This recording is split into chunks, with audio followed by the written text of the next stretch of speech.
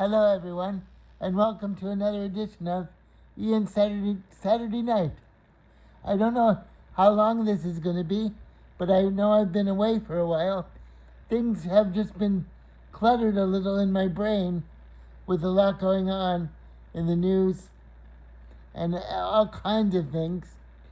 So, I had a broken chair for a while, and my chair is still broken, so I'm waiting for it to get repaired. I have a loaner that I like from Comfort Mobility, so that's good. And that's good, but there's been a lot of doctor's appointments and chair appointments and things, so I realize that there's strange poetry that goes on with in cerebral palsy in speaking. Your body goes through all kinds of your face goes out through all kinds of ballet movements and spastic motions, but rather than feel weird about it or awkward, I'm just gonna it's good to have a mindfulness about this, and just be mindful of slowing my voice down a little as I've done with you guys. Just kind of slowing my voice down a little bit, and the face relaxes. But I realize that having cerebral palsy is like a having a melody of tension in many ways. A melody of tension when you have cerebral palsy. So it's just something that I deal with. And I'm really self-conscious of my head moving around a little bit, but I'm trying to get over that. And I realize that there's a lot of things that people that have cerebral palsy have things in common. They have their own vocabulary. Like, for instance, I saw this youngish girl. I guess I don't know what age she was, and it doesn't matter. But she had the same kind of breath control that I have when I speak. So I'm just noticing different things. I had a roommate, who had cerebral. I'm sorry. Sometimes I swallow when I talk. I had a roommate with cerebral palsy who just passed away, and he was about a year younger than me. So I feel kind of strange about it, but I've talked to you about it. His name was Chris.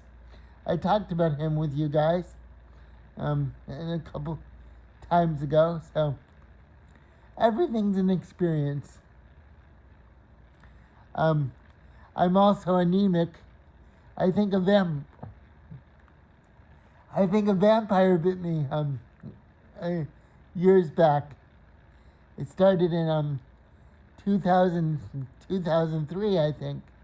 Maybe a vampire bit me. So, because I'm kind of gothic around the edges, or goth, as they say nowadays. I'm kind of goth around the edges, so I'm not really into the goth movement, but I am in a way, because I'm open-minded. So, and they march to a different drum, goth people. So I'm mindful of them, and I know that I might have friends in the goth community. If I do, so much the better. I welcome everybody.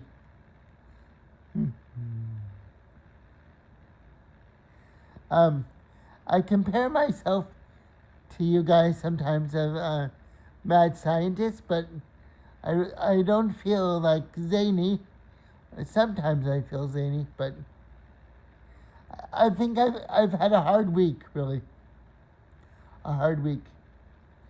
But the good news is I'm going to New York next month, so that'll be good.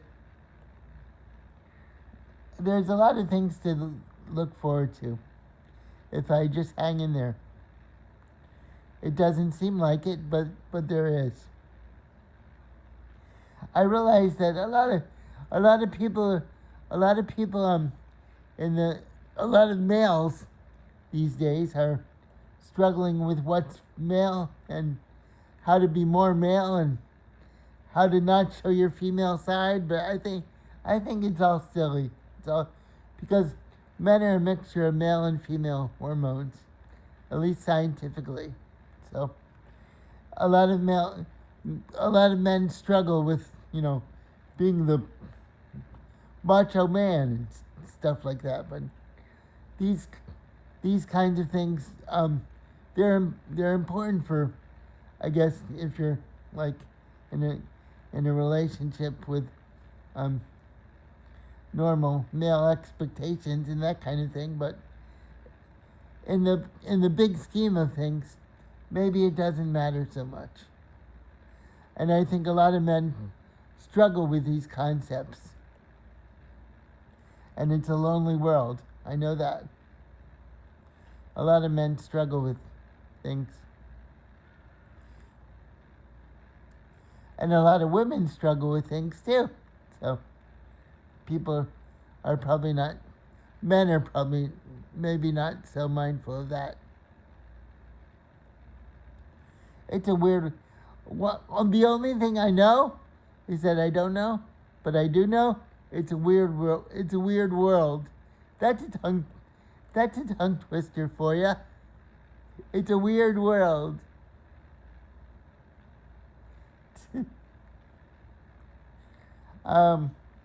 What am I nervous about?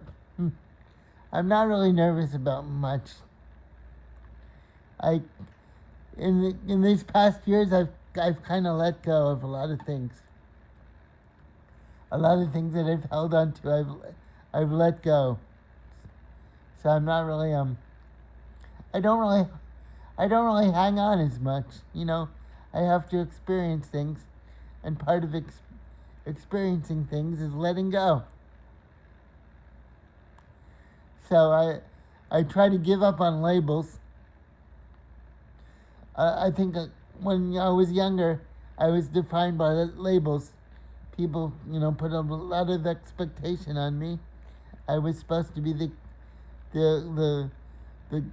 kid who liked computers, or the kid who was good with words. But all these things are labels that kind of put you in a box. So I'm trying to experiment with myself to get out of labels. Of course, I'm known in my community as somewhat of a surrealist. I put that label on myself in many ways. It started from college. People started calling me a surrealist because of my writing, but I don't know if that's fair. Or let's see, what did I spend money on today?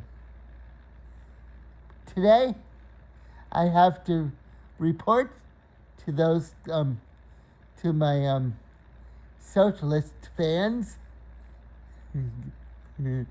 that I say this tongue in cheek in a way. I did not spend any money. I don't remember spending any money today, which is strange.